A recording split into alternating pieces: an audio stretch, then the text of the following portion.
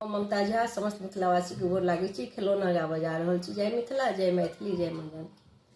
कौन कारण दीदी रूसल छोड़े बउआ, कौन कारण दीदी रूसल छोड़े बउआ, दीदी रूसल छोड़े बउआ, दीदी रूसल छोड़े बउआ, दीदी रूसल छो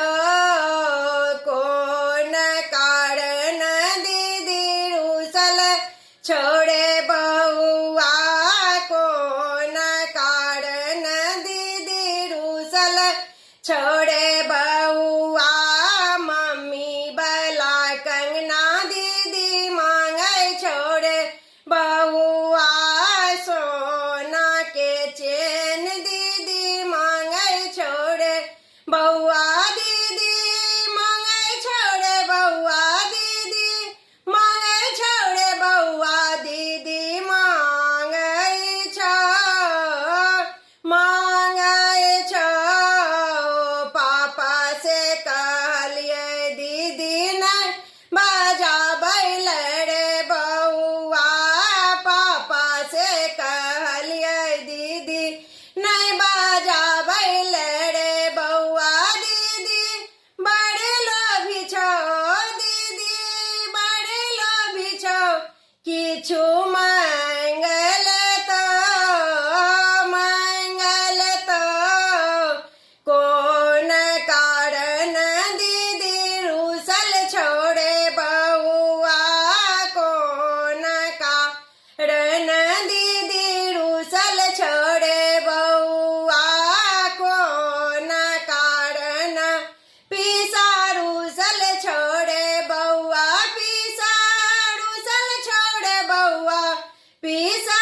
रूसल छोड़े बउआ, पीसा रूसल छो पापा बला गाड़ी पीसा ले तोड़े बउआ, पापा बला गाड़ी पीसा ले तोड़े बउआ, पीसा ले तोड़े बउआ, पीसा ले तोड़े बउआ, पीसा ले तोड़ो। पापा से कहलिए पीसा के नहीं बजबैल रे बउआ, पापा के कहलिए पीसा के नहीं बजबैल रे बउआ, पीसा बड़े लोभी छो, पीसा बड़े लोभी छो, किछु मंगल तो कौन कारण दीदी रूसल छोड़े बउआ,